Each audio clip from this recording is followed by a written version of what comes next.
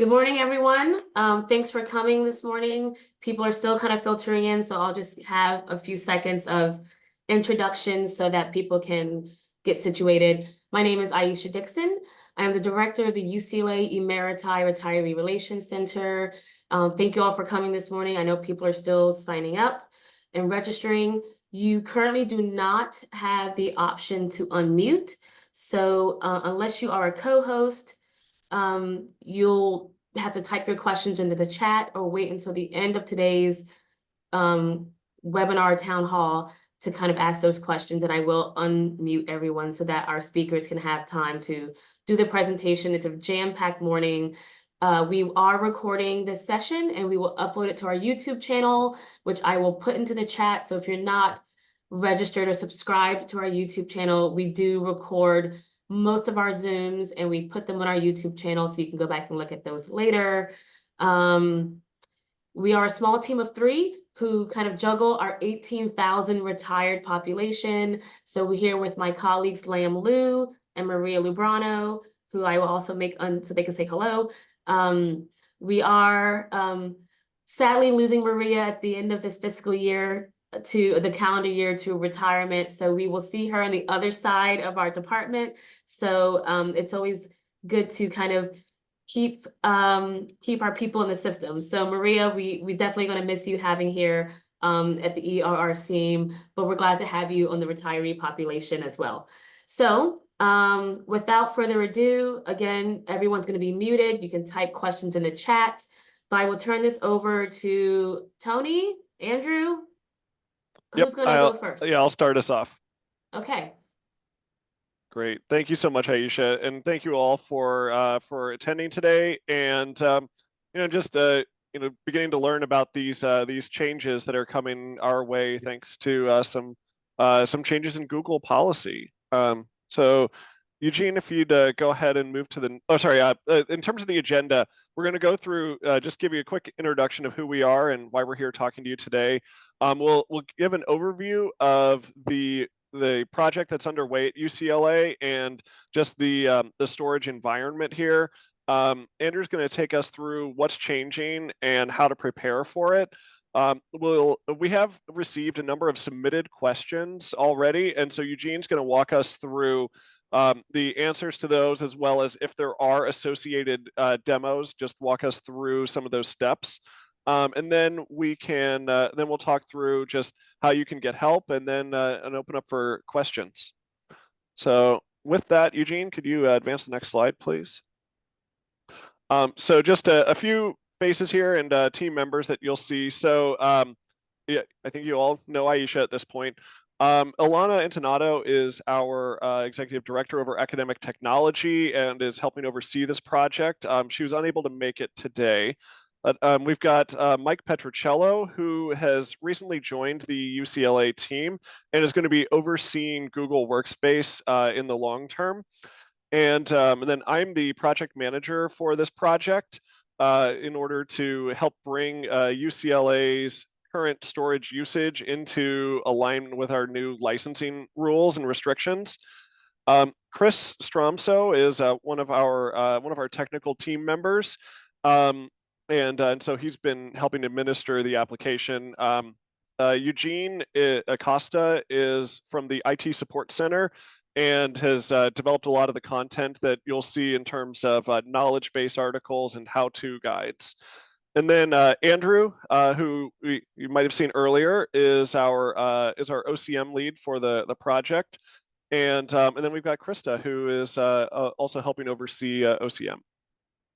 I'm sorry, OCM is organizational change management, so a lot of the communications that you see coming out from the project. And then let's go to the next slide, Eugene.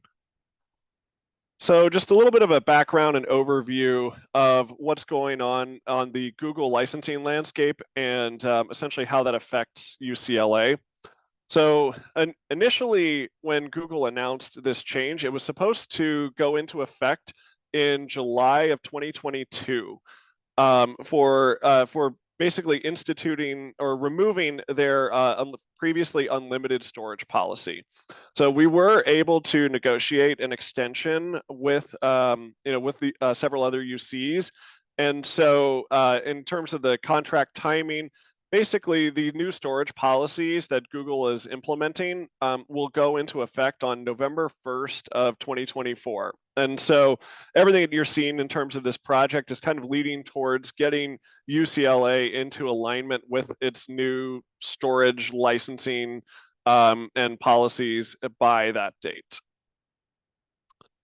And so in terms of our current state, um, we didn't necessarily put the exact number on this slide because it does fluctuate day to day, but currently our storage usage is about 6 times what our new licensing entitlement is. So just to give you an idea of the scope of what we're having to deal with and why we're having to put new quotas and policies into place. That's essentially the reason for it.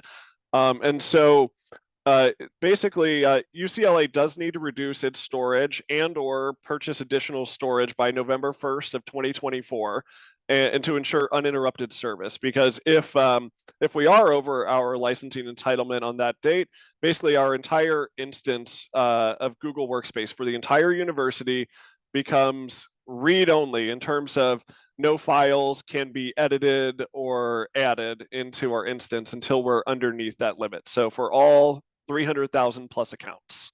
So that's why we are doing what we're doing here to ensure compliance.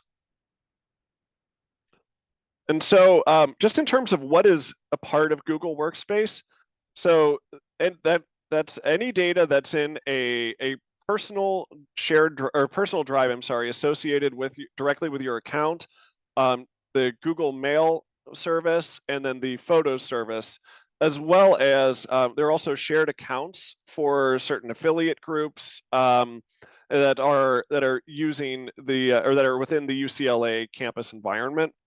And then there's also so My Drives is kind of synonymous with personal drives, but then there's also there are also shared drives that are not necessarily subject to your personal quotas, but they do add towards UCLA's total storage usage. And so since these are collaborative spaces, you'll have a lot of different people accessing them. The shared drives may be subject to different storage limits than personal drives. All right, and with that, I'm going to hand it over to Andrew, who's going to talk about just the specifics of what's changing and preparation steps for both retirees and emeriti. Thank you, Tony. Thank you. And I anticipate this is the section people are anxious to get to. And we're going to talk through first what those changes are, how they affect retirees, and then we'll get into what the changes specifically are for emeriti. We're going to walk through all the changes. We're going to talk through our suggested actions that you need to take to make sure that you are compliant by our deadline. And then from there, we'll transition into the submitted questions. I imagine a lot of questions will come to mind during this section. So I just want to encourage you to sort of note your questions, drop them in the chat, or just have them ready when we get to the QA section. All right, so we'll start with retirees. We're going to talk about each of these changes one by one. I think the most notable one to call out is that Google Drive will be disabled on June 27th. That's in 5 weeks. Okay, and hence, for all retirees, your Google Workspace services accounts will be limited to Google Mail only. So again, this is effective June 27th. Your Google Workspace services will be limited to email only. And so we have 5 weeks to manage that change where Google Drive will be disabled. Talk a little bit more about what that means and what to do in anticipation for that, but want to clarify that change and that date. Additionally, your permitted baseline quota for all retirees will be capped at 5 gigabytes. And again, this will also be limited to just Gmail, but that storage cap will be 5 gigs. This next change here, this is not limited to just retirees or emeriti. Google Photos, the application, will be disabled across UCLA Google Workspace accounts across the campus. And so this is a larger scale change, but want to make you all aware of it. So two things to note here. One is that Google Photos will be disabled immediately for any users who have not been using Google Photos at all, which means that you don't have any files, no data, no photos stored in the application whatsoever. If that's the case, then Google Photos for these users will be disabled immediately. However, for the remaining users who do have Google Photos stored in the application, they have been quite active. They have some data in that application. For these users, Google Photos will be disabled on June 27th. Okay. And then lastly, and we're going to talk a little bit more about this in detail, about calling out this change. For our retirees, if your Google Workspace storage usage does exceed 5 gigs, which is your capped quota, if you exceed that capped quota of 5 gigs on or after June 27th, you'll start to experience some service interruptions. We're going to talk a little bit more about what that means, but they're designed to sort of give the gentle nudge we need to sort of get under quota in time. So that way, as a university, we're in compliant by the deadline we have with Google. But these service interruptions will escalate as we get closer and closer to our campus deadline with Google, which is November 1st. But these interruptions will begin to take effect for accounts that are over quota on June 27th. So let's talk a little bit more about that. So what does that mean? So one thing I want to say is that the key drivers to help get everyone under quota by the June 27th deadline that we're implementing for campus, where we have an email campaign. Everyone will get reminders of the deadline, of the change in packs, ways to reduce your storage, transfer, migrate data, alternative storage solution. Everyone's being communicated that information by way of email. We're also conducting sessions like this one here, webinars where we invite different affiliations to come in. We present this information, answer questions. However, for any users who were not able to reach, who still don't take the action to sort of reduce the data, remove and transfer files as needed by the June 27th deadline, we're imposing these measures to sort of create extra touch points. So for example, this first measure, inbound email subject line tags. Essentially what that means is that for any accounts that are still over that 5 gig quota, well past June 27th, you'll start noticing that the emails that come in, you'll see like a brief message in the beginning of the subject line that says something to the effect of, "You are over quota." And so again, it just creates that extra touch point for folks who are still over quota in spite of the emails and the webinar sessions that we've been conducting. And so it just creates that extra touch point. And again, that extra gentle nudge to sort of remind everyone that, hey, if you're over quota, you desperately need to get under quota by a certain time. Otherwise, these types of interruptions will continue. A couple of other things that people may experience if they continue to stay over quota past June 27th is daily logouts.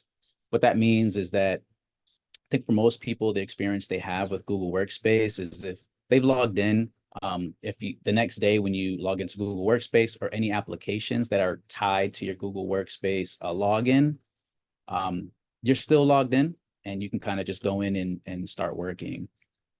This measure will make it to where every single day, anytime that you access your Google Workspace account, you'll have to log in again. And again, this is designed to just be another reminder pointing to the action item that we all have to take to make sure that we're under our storage usage quota by June 27th. And then as we approach the October 1st date, October 1st is very important because it's 1 month before our campus deadline with Google on November 1st. So once we enter that zone, that 1 month zone of October 1st to November 1st, IT services at UCLA has a great responsibility to ensure that our entire campus is under quota by November 1st. That deadline cannot and won't move. And so that last month is where any accounts who still are over quota by that time, IT services will have to take some of the more, I guess, aggressive, extreme measures to just ensure campus compliance, which may include account deletion and recreation, just to make sure. Again, this is sort of like a last measure, and hopefully this won't even come into play with anyone on this call, because everyone's going to make sure that they're, under quota by June 27th. But wanted to lay this out and just kind of explain what this means if you still find yourself over quota well past the June 27th deadline. Yeah, thanks, Eugene. So I guess that begs the question. So what can we do? What should we be doing now? June 27th is only 5 weeks away.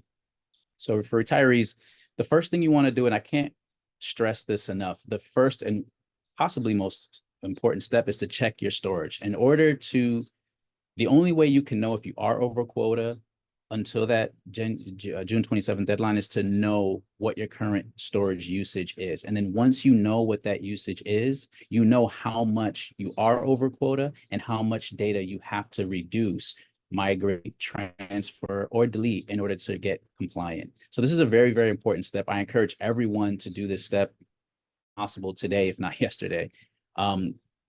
Just a gentle reminder, we're going to provide a follow-up email with this deck attached. You'll have access to all of these links that I'm about to explain to you. But we have included here a couple of links that just walk you through step by step how to check your current storage for your Gmail, and how to check your current storage usage for your Google Drive before the deadline. Very important step here is to be able to find and identify what and where your largest files are. So we have a couple of articles that we've included here. One helps you find which emails that you have in your inbox are the largest and taking up the most space. We also have a link that shows you how to go into your Google Drive and identify and find the files that are the largest and taking up the most space.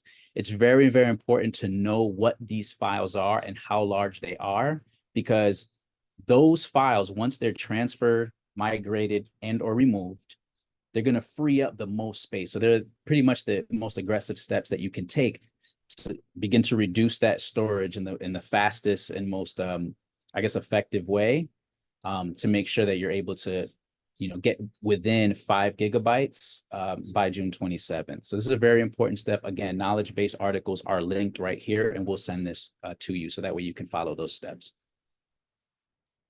This next step here is probably the most important step, but removing and transferring your data. So once you identify those large files, we have a few links here that are included. One is just an overall sort of tips for storage hygiene. This is going to kind of give you the steps you need to take just for managing your data all around, removing data, once you're within quota, how to manage it and keep it within that quota safe range. And then also too, worth pointing out is how to download and delete photos and videos. So for those users who have been active in the Google Photos application, knowing that that's going to be disabled in June 27th, by June 27th as well, how to go.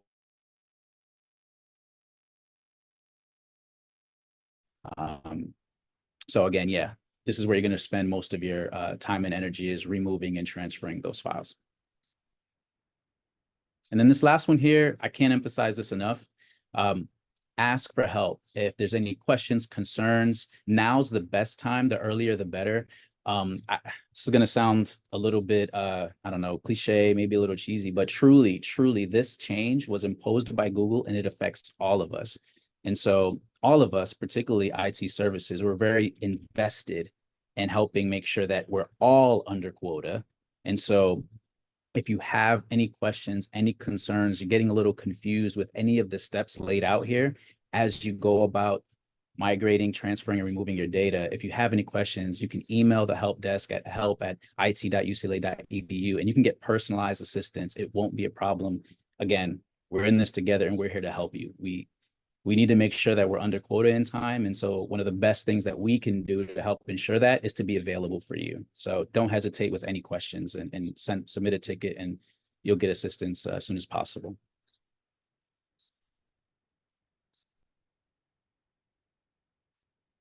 All right. And so now we're going to talk through the same couple of points. What are the changes and what are the actions that you should take for as Emeriti? We're going to get through this and then we're going to get right to the submitted questions. I know the questions are coming in pretty fast. So as it pertains to Emeriti, slightly different situation. There is a 1-year quota extension that's being granted to Emeriti. What this means is that the enforcement date of the permanent baseline quotas for this group is going to be pushed out to June 2025. What this means, and this is going to be automatically applied on June 27th, 2024. So in order to get this extension, there's nothing that you have to do for your personalized drives. If you're in Emeriti, you will get that applied automatically. What that does mean, though, is that come June 2025, that's the new deadline that you have to make sure that you are under quota and that you do that you reduce and transfer enough storage to make sure that you're compliant as well. And so the reason why I want to word that is because it just gives you more time and grace to manage your data. But it is a temporary extension, and it is just for 1 year, and 1 year can go by very quickly, especially when you know, if you have a substantial amount of data that you have to find a new home for to be compliant. So just wanted to emphasize that point.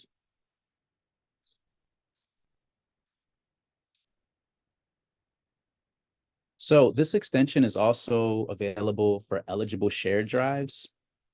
However, the key difference here for shared drives, it is not automatically applied.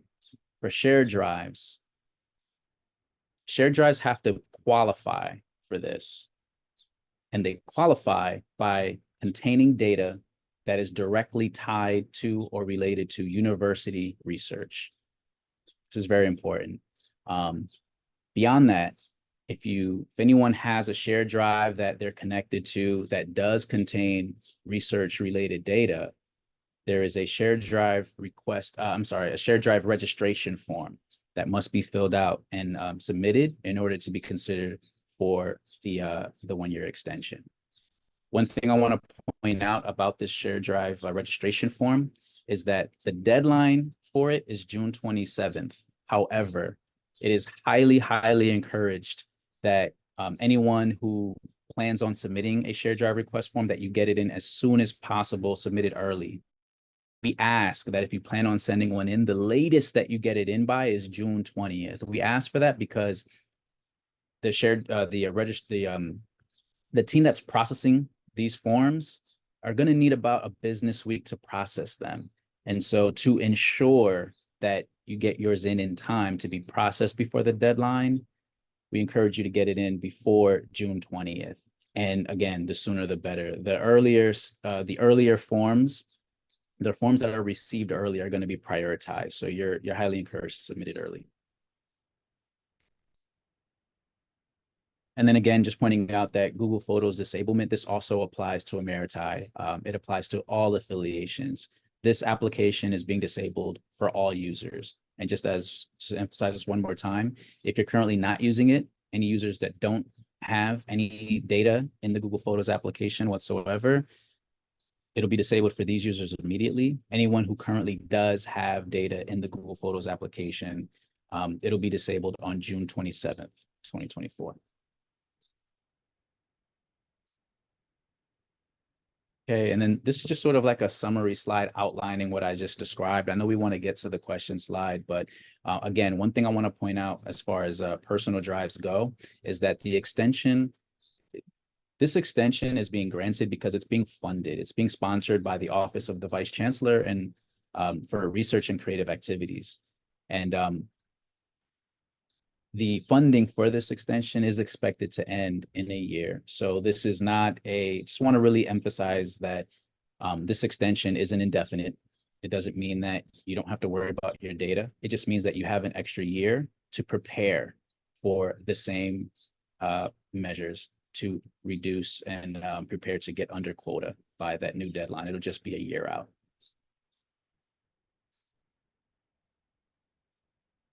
Okay, so what do you have to do? Again, it's similar steps.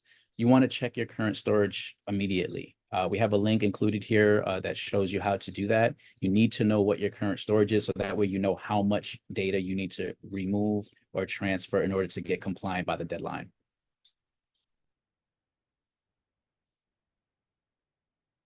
Okay, again, these links are very helpful. Finding your largest emails in Gmail and finding your largest files in Google Drive is just going to be very, very helpful once you approach your deadline to get compliant. These links here point you to directly on how to do that. Yeah, you just need to really do this in order to make sure that you're prioritizing the largest files. This will make the whole process of removing data, transferring data a lot smoother and efficient if you prioritize the largest files first. So utilize these links to find out where those files are. And then take the step to remove and transfer data. Again, we have the links also to how to delete your Google Photos and videos as well in this row. And then again here, you're always encouraged to reach out to the help desk for any and all assistance, questions, concerns. Again, we are here to help. We are all affected by this, and we are all in this together. Can't emphasize that enough. Okay, so we gotten to the point, we're about halfway through. This is where we're going to walk through some of the questions that were submitted ahead of time. And thank you to everyone who took the time to share some of the questions that they had. And thank you for Aisha for kind of collecting those and sending those to us in time to prepare. We're going to walk through a few of those questions. And we're also going to do a light demo where applicable to kind of walk you through high level some of the steps to address some of these questions. We'll talk through support, and then hopefully we'll have time for open Q&A as well. So at this point, I'll pass it off to Eugene to address some of our submitted questions. Welcome, everyone. As mentioned, I am the manager over at the IT Support Center. I know this previous slide mentioned help at IT, which is an email support. However, you can definitely stop by our office. Our office is at 124 Kirkhoff Hall, and we're open 9 to 6 p.m., 9 a.m. to 6 p.m.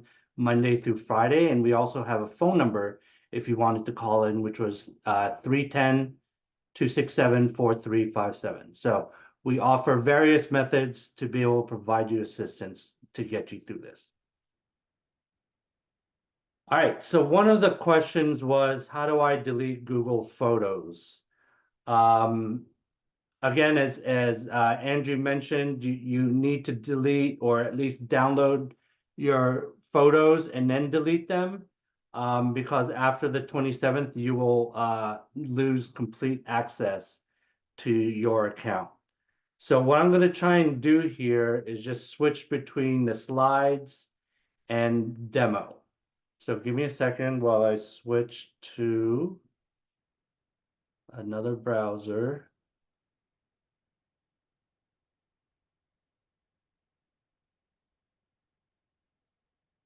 All right, so one of the resources, I just want to point out here real fast a resource here, which is the Google Workspace Service Adjustments website, which is just the it.ucla.edu/Google-Workspace. So all of the information you're going to need, including links to knowledge-based articles, how am I affected, find your affiliation here, your baseline quotas, what's going to be applied to your account, common questions, et cetera, et cetera. So this is a very good resource to visit. Hold on here, sorry.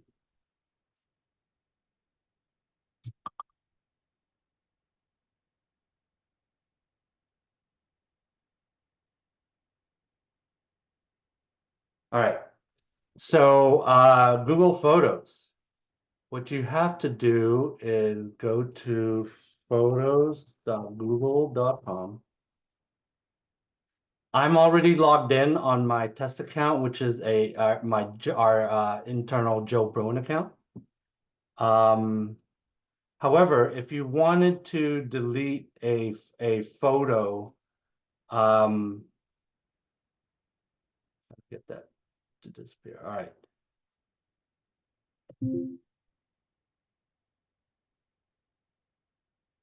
Oops.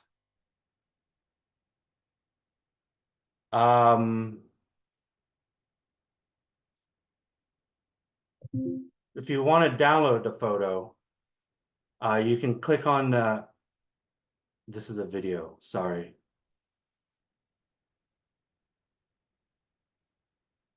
You can click on the file, go to the three dots here. I think it's called ellipsis, and you can download the file. One of the easier ways to do this is to, let's see, where did I put it? Is to use Google Takeout. And what this can do is download all of your photos locally. So what you would go to this knowledge base article that we've created. It's just named How Do I Download, Delete Photos and Videos Start on Google Photos. And then what you want to do is just follow the steps that are outlined on this knowledge base article. When you go to Google Takeout, it will ask, it'll have all of these items already pre-selected. If you're just going to want to download your Google Photos, you want to deselect all of it and then scroll down to Google Photos and then check mark the Google Photos and then continue scrolling down to the bottom. Go to the next step.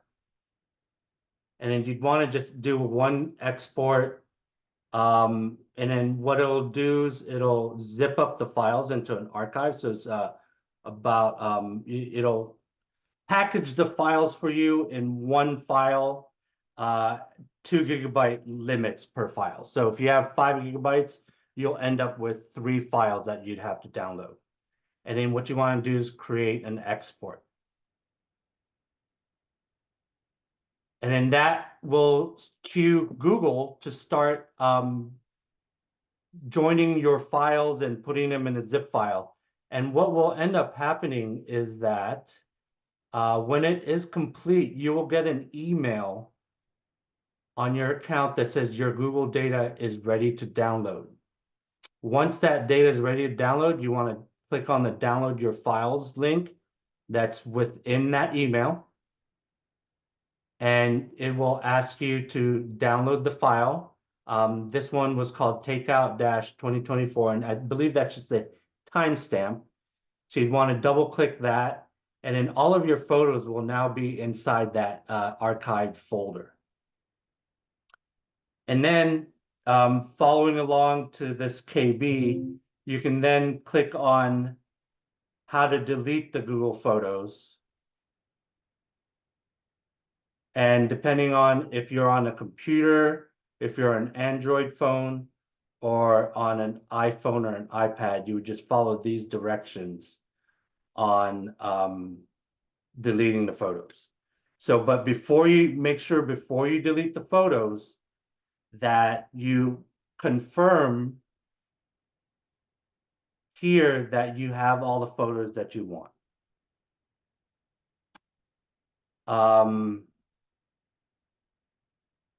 And that's the one submitted question on the Google Photos. So let me go back to the slideshow. Just to interject quickly, because I see a lot of questions.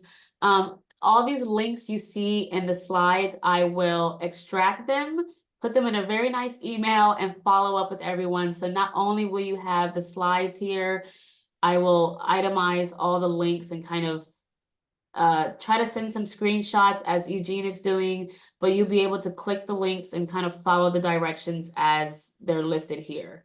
So I'll send that later on. Thank you, Aisha. All right, so our next slide is how do I find the largest size email? And I know I was watching the chat earlier and this came up a couple of times. So if you need to get below 5 gigabytes, you're gonna have to find all of the files and the emails that are pretty much taking up the majority of the space for your accounts. This question is for how do I find the largest size email? And there's also going to be how do I find the largest file stored in my Google Drive? Most likely you're going to end up having to delete more files in your Google Drive because email just, for one thing, email, the largest email that you can actually receive in Google is 25 megabytes. So it's gonna, if you've deleted all your Google Drive files and you're now down to your email, you're gonna have to find a lot of the smaller emails and delete those. So let me again stop sharing, and then we're gonna go back to my demo.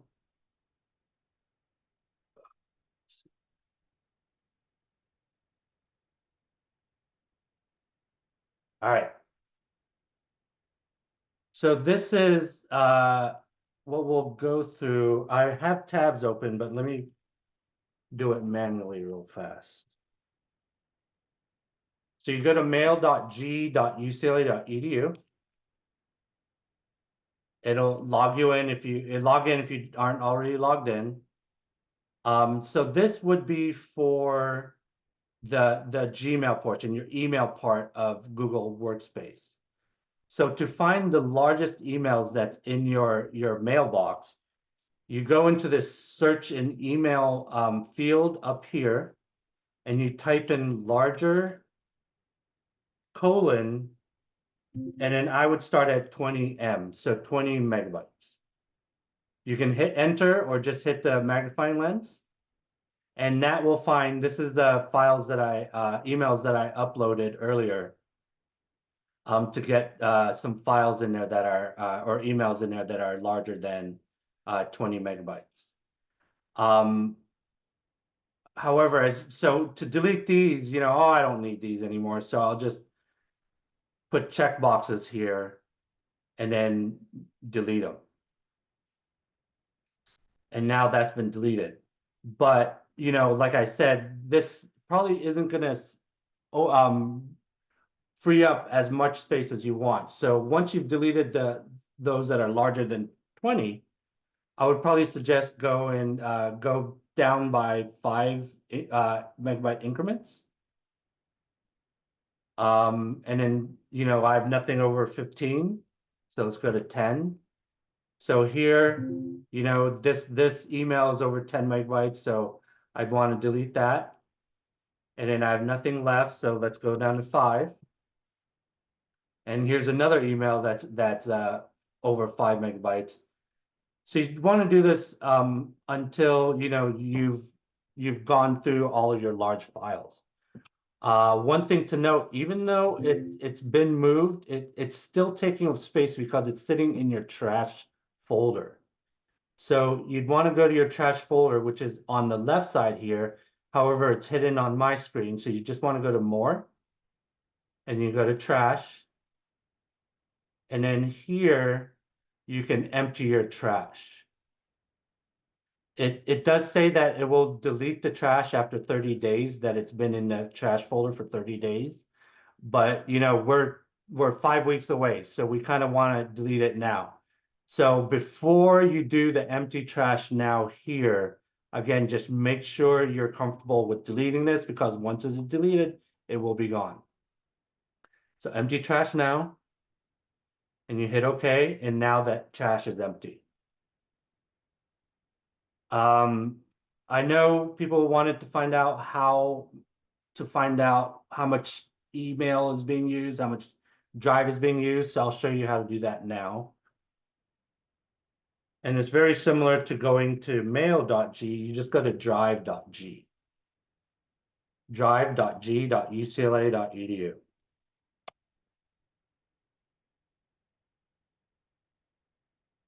And then once you're in Google Drive, you go in the left-hand navigation over here where it says storage, So you click on storage, and this will tell you how much of your 20 gigabytes or that you're currently allotted is being used. As you can see, on this account, the majority is being used by Google Drive, which is 5.16 gigabytes.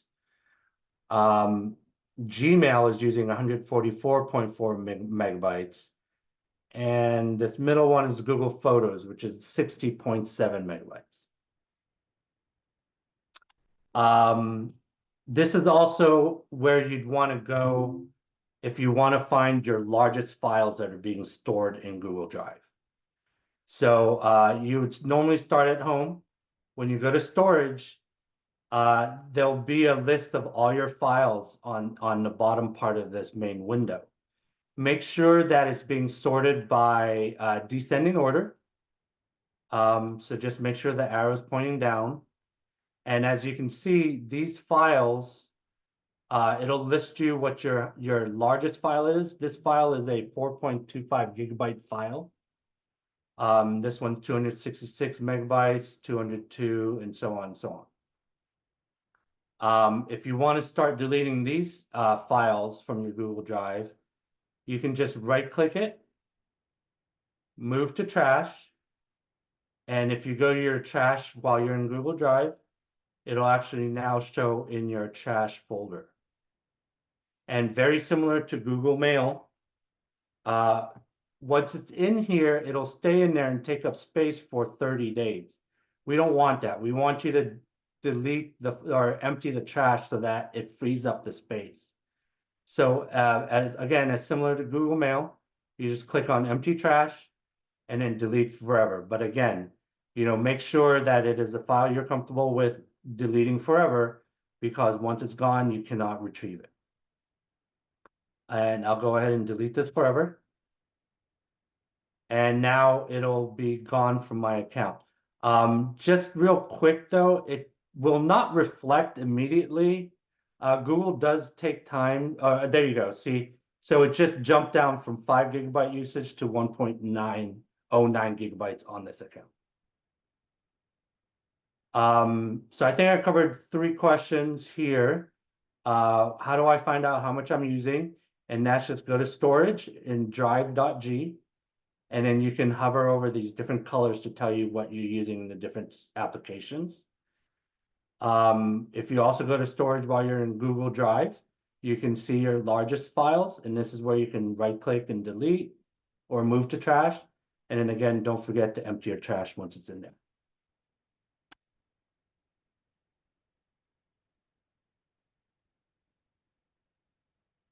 And I think I have one more slide here.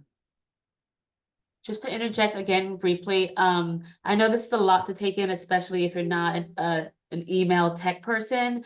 But again, I will send you all these links, and then you have the email to IT, and they can follow up with more information, because I have no idea what my email is, but I'm gonna go through the links myself when I send you the follow-up email, and then you'll be able to email IT if you have additional questions or need support to kind of figure out your email storage, especially those of you who are also alumni and then started working here and then never left. I'm sure you have some of the largest emails that you just had since email's been around. So I promise this will be less overwhelming once you see the step-by-step process. And then again, it'll be a very detailed email. So just take your time when I send out the follow-up, so you can kind of play with it, take your time over the weekend or until what's the final day, June, to kind of pick out the things that you can work on to reduce your email storage. Thanks, Eugene. Thank you. And I believe this is one of the questions that I saw pop up numerous times in the chat, is how do I migrate my UCLA Google account to a personal Google account? Google does allow you to purchase up to 2 terabytes of storage if you wanted to. It's I believe on a personal side, it's $99 per year for 2 terabytes. And to just show you, what Aisha just mentioned. I was an alumni. I started in 1993 at UCLA. I'm using 1.6 terabytes worth of storage on my account. And I'm no different than everyone else. I'm going to have to go down to 20 gigabytes. And so it's going to take me a lot of effort to do exactly what everyone else will have to do as well. Yeah. Hey, Eugene, just since you mentioned the personal storage option, I did want to address one of the questions that was in the chat earlier along with it, because somebody had asked if you have the ability to purchase storage. And so Emeriti will have the ability to purchase storage via an FAU, but because we require, or the accounting process at UCLA requires us to have an FAU, so retirees unfortunately will not be able to purchase additional storage due to that constraint.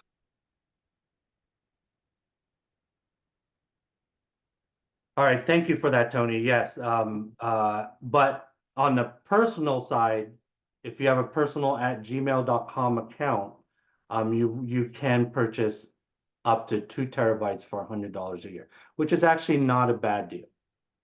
Yeah, and it's actually cheaper than if your department purchases storage on on the Google Workspace environment, since that's more expensive.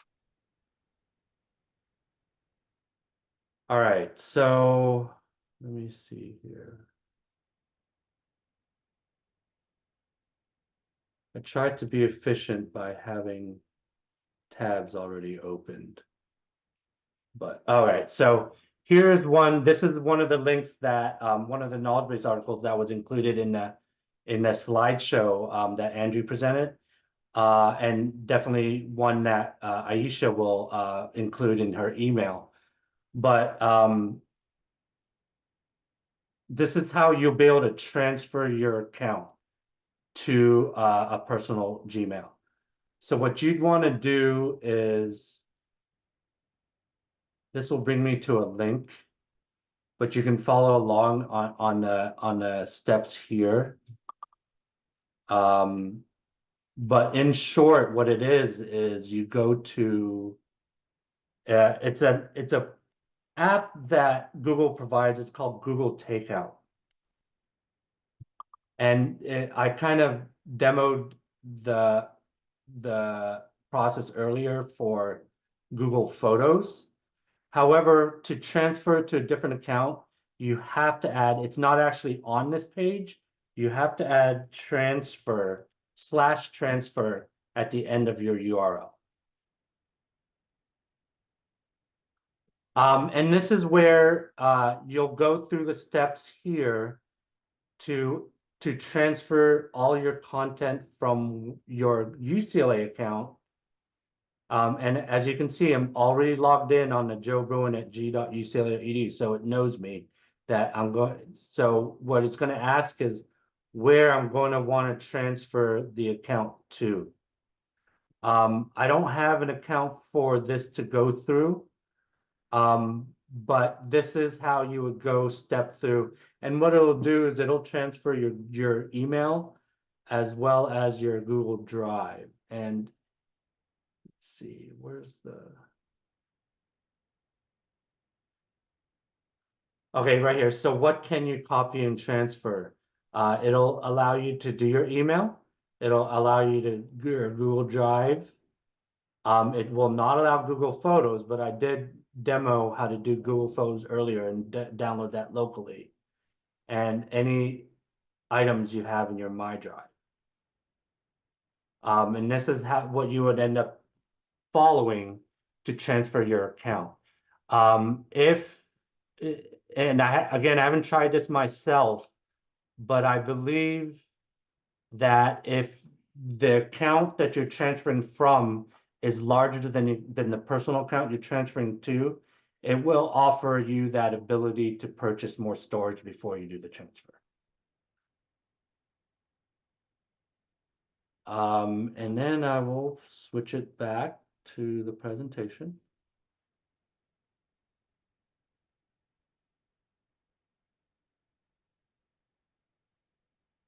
And I will hand it back to Andrew for this.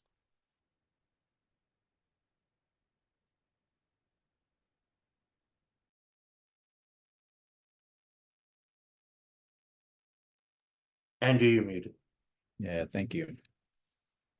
So with this question that's on the screen here, just want to make sure we understand it. The research quota extension is automatic, but will Emeriti have to make a formal request sooner or later?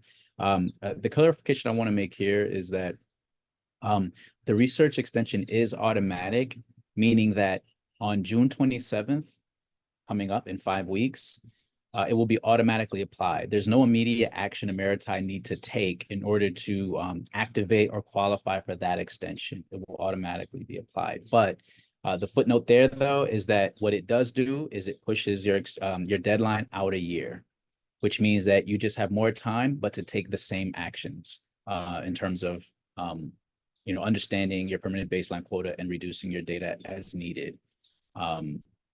And then just like the one other reminder, though, is that separately from your personal drives, if you do have any shared drives that may be related directly to university research, then you want to make sure that you complete the shared drive request form by June 20th, 2024, as early as possible.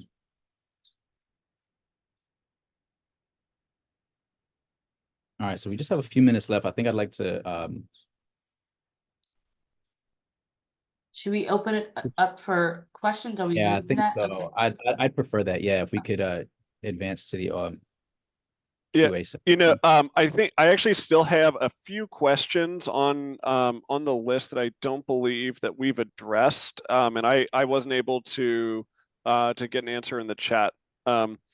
Maybe we should Eugene, prioritize those. yeah, that's what I was thinking. So Eugene, one person had asked about what about volunteers? Can they get an account?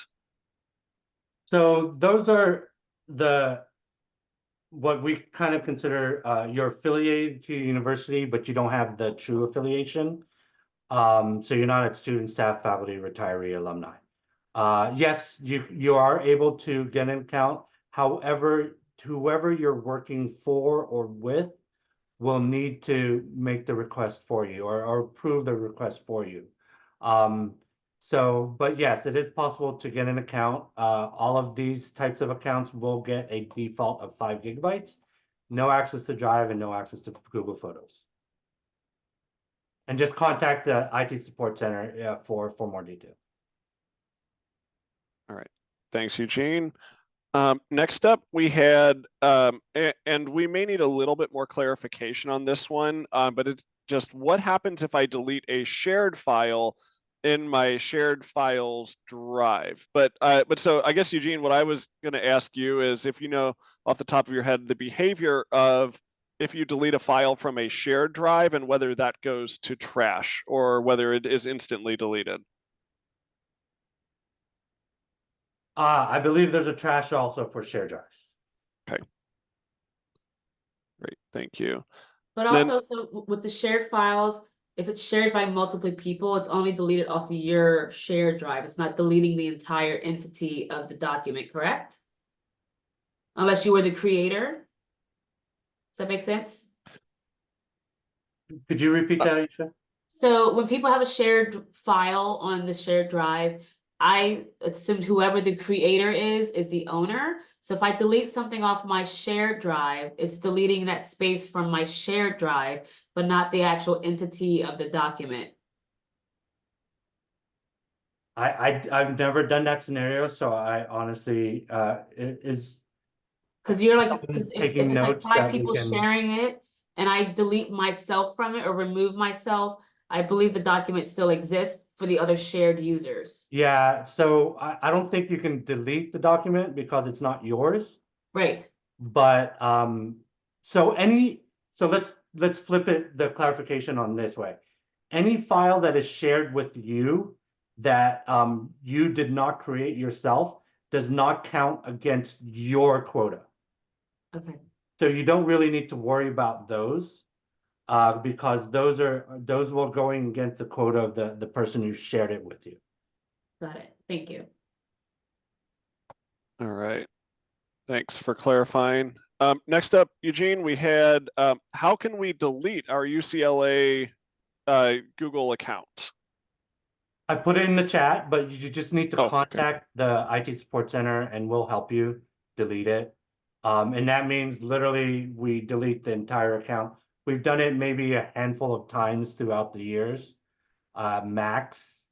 So it is possible if you wanted to just, just cut it clean and delete everything.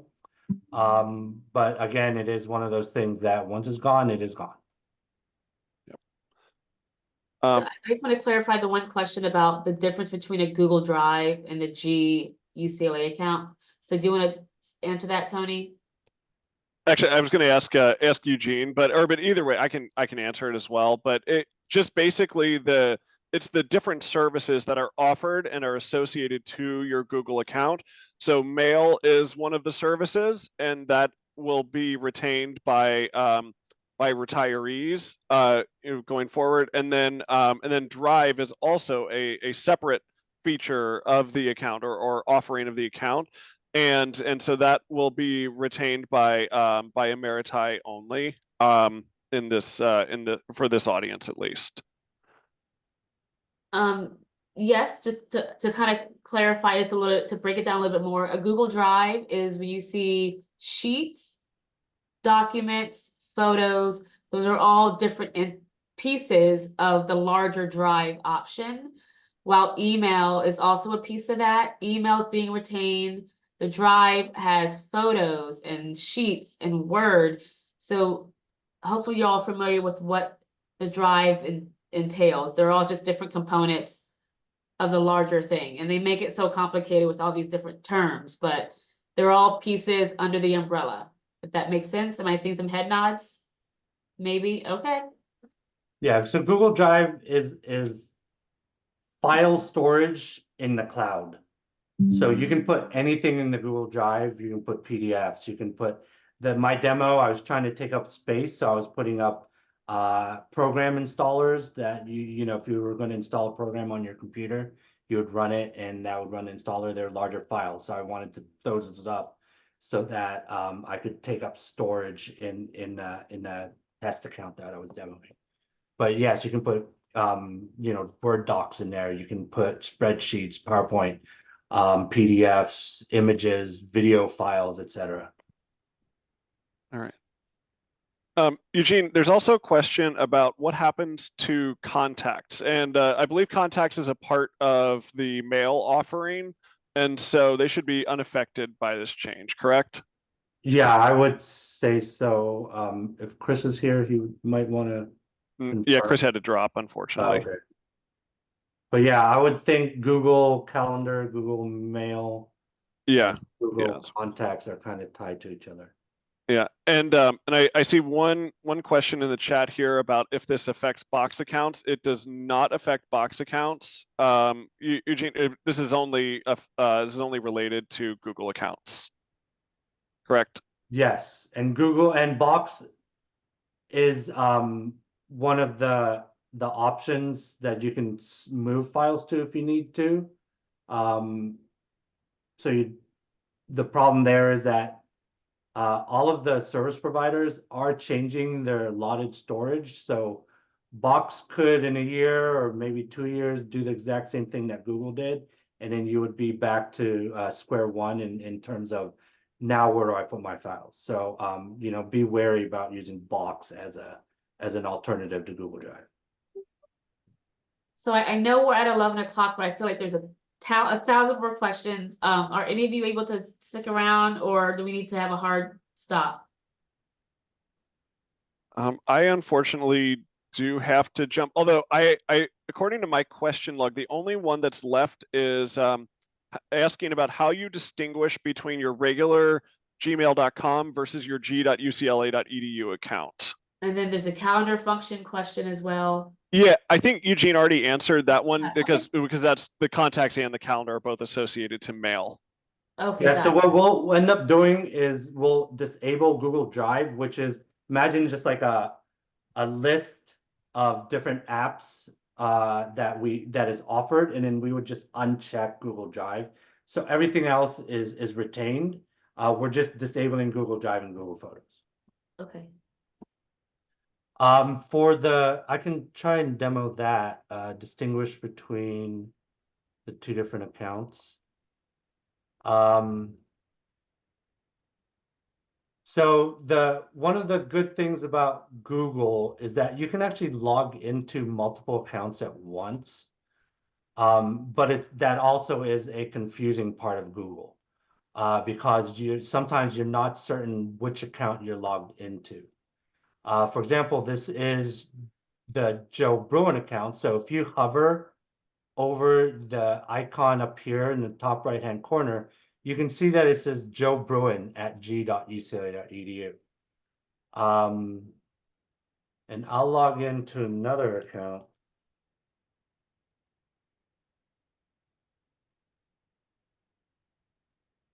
Actually, this might not work because of the...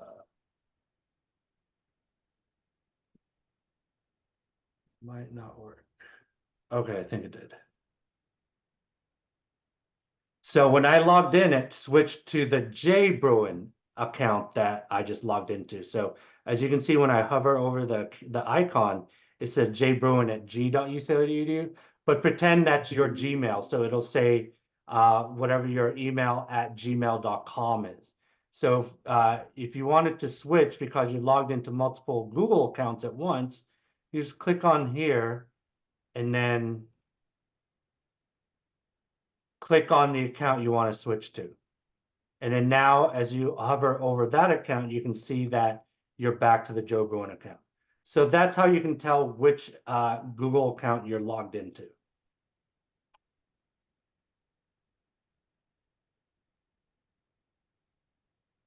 Okay. Can we, if we have time, to answer a few questions that people might have not typed in? I have a few minutes. I can stick. Okay, around. so everyone can, you can unmute yourself. Please raise your hand either in real life or virtually, and then we can call people that may have questions. So that was a lot to take in. I appreciate you sticking with us. Do you have any questions that were not in the chat or were not submitted earlier? Maybe we saved, oh, okay, it says, is this Marjorie? Marjorie. Hi, Marjorie. Yeah, a couple of questions. It may not be appropriate today because you've got so much stuff, but with my husband David dying and receiving a note the night before last that council at ucla.edu would have to be terminated.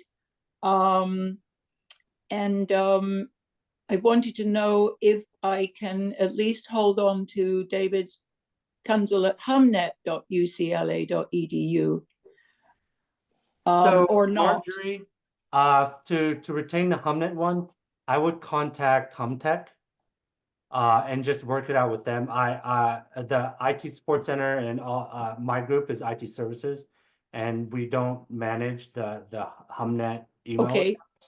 But if you go to Humtech, they should be able to answer that question for you. So Marjorie, I right. think we may have talked in the past because it's more of a legal issue that David passed away and you're still using his email account because that gives you access to anything and everything he would have had prior to his passing. So I think I've been in touch with IT services about this because they do rolling audits about email addresses. And one of the biggest things between not just UCLA, but all the other UCs is when someone passes away, that email essentially goes away with them. But lots of spouses from all over UC, their partner was the primary person that used their email. And it's a legal thing when it comes to using his email post-mortem. So we've talked before, I will email IT about this situation, but honestly, I don't think they'll be able to give you his departmental email still. You may have access to it, but it's on a case-by-case basis because it does open up a huge can of worms for everyone else that has passed away throughout the UC system and using their email as though they're still around. So we'll email offline, okay, Marjorie? Yes, thank you so much. Thank you for Let's today. move on to Kim. Hi, Kim. You gotta unmute first. Sorry. So my question is just that my regular Gmail account my personal one that I've had all these years, and the Gmail for UCLA, they're completely autonomous, right? So if I have too much storage in my UCLA Gmail account or photos and they just go away, that doesn't affect my personal Gmail account. Correct. You're correct, yeah. So I will say different this, accounts.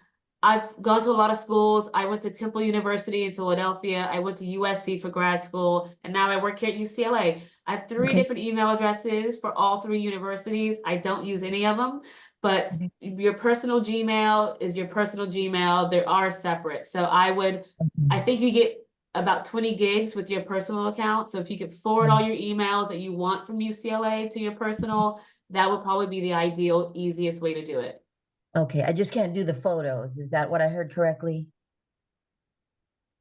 That I don't know. Can they transfer UCLA photos to personal Gmail? You'd have to download them, Okay, and then if you want them stored in your personal one, you'd have to then upload it. There's a kind of a kludgy way to do it. I wouldn't suggest it. Probably Okay. the easiest is just to download it, and then you can re-upload it to the other account. okay. Okay, thank you. All right, so we're gonna move over to, I think Carrie was next. Thank you.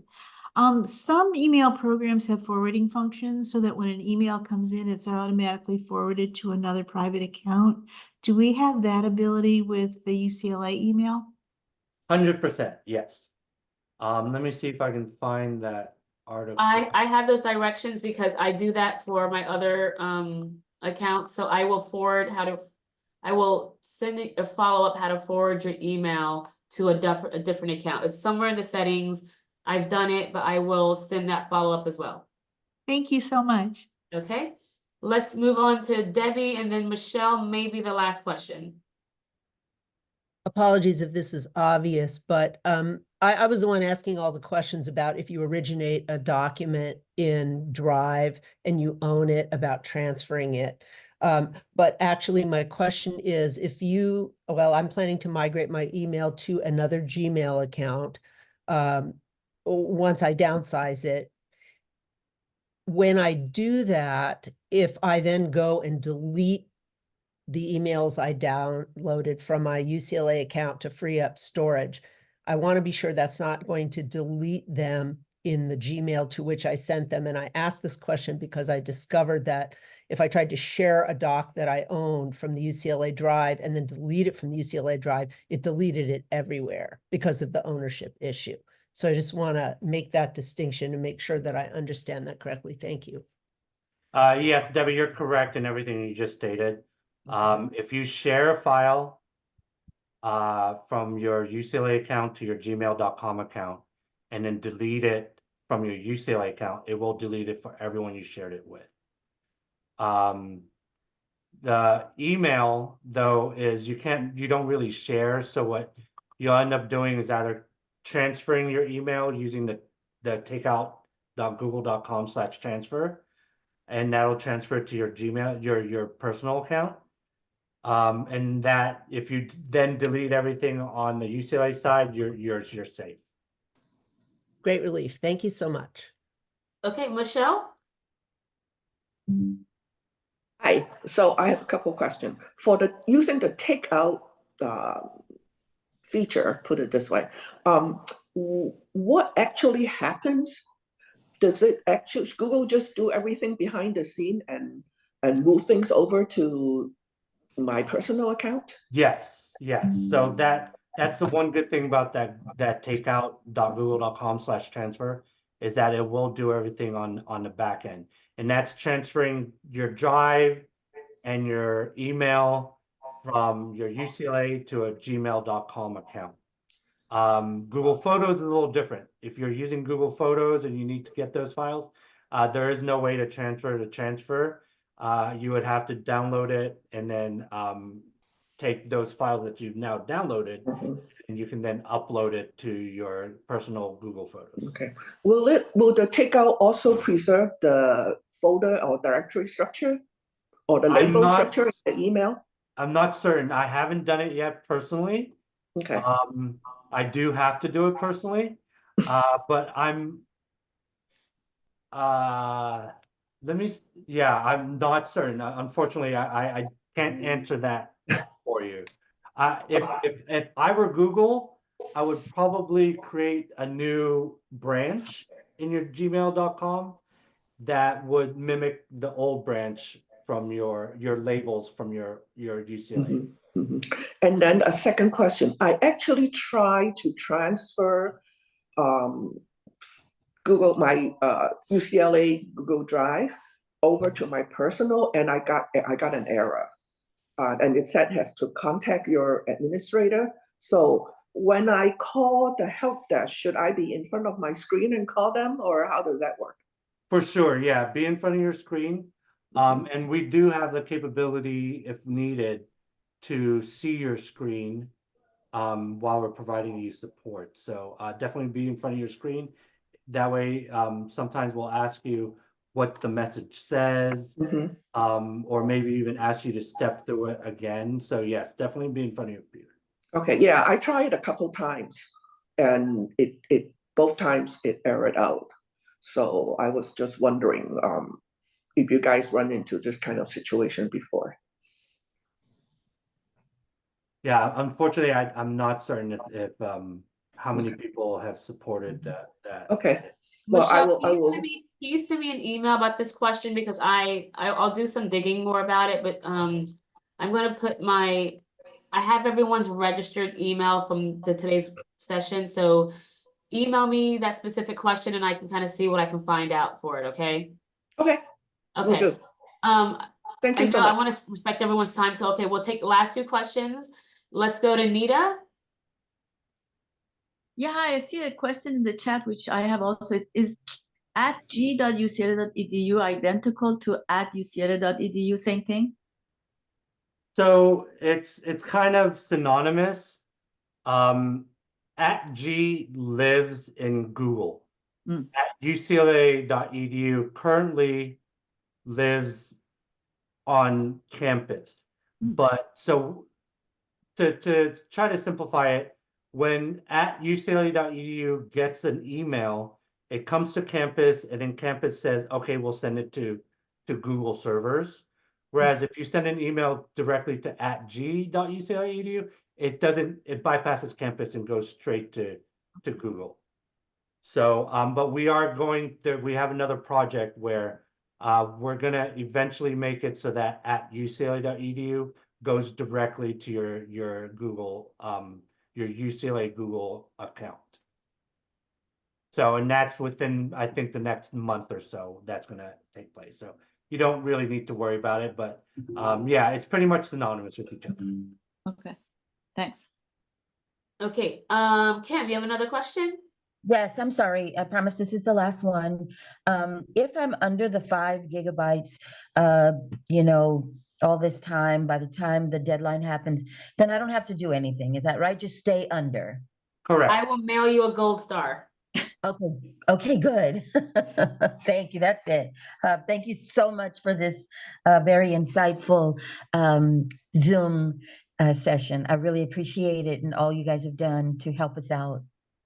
Okay, I'm gonna do one final call for questions because I really want to respect everyone's time. So this is it. This is the best people in IT, the most informative information you're gonna get about this Google thing. I will send an obscene amount of emails to follow up before June. So, okay. All right, Debbie, I promise this is the last question. Okay, so I personally need more information about the issue of whether labels, e.g. folders, will transfer. Should I take that up with an individual IT appointment to get more clarity? Yes, you should. And I've done labels in my Outlook calendar, and then I've had to reset my Outlook, and every single label went away. So if you have a lot of labels, it's going to be a pain in the caboose, but try it. But then I'll add that to the list of questions I don't know. Labels and folders, right? Okay. Right, because those of us who've been using this for years, as was mentioned, for all And it's kinds so of purposes. easy to organize. I'm a labeler too. I get it. Okay, I will follow up with that with the smarter IT people who do this for a living. Thank you. Okay, so no more questions. If you have them, hopefully you have my email address. It is, I'll give you my abbreviated version. It's and I'll put it in the chat, a.dixon@ucla.edu. That goes to my departmental email, and that's also my G account. So when I retire, that's the one I'm going to get. So I will put my email in the chat. So, but you'll see it via the registration link that I have from everyone that signed up today on today's Zoom. If you have more questions that we couldn't answer today, please send me an email. And then our minds will explode all together on June 1st, June 24th when this happens. So, okay. Thank you, everyone. IT, I really appreciate you breaking this down for our Emeriti and retirees. We so appreciate your help with this because it's overwhelming. Okay. Have a great Friday. Thank you, everyone. Are we all staying on for our follow-up, Andrew? Are we going to another Zoom? Yeah, we've got a separate Zoom for it. We got a separate Zoom. Okay, goodbye, everyone. Thank you for coming. See you later. All right, thank you all. Bye-bye.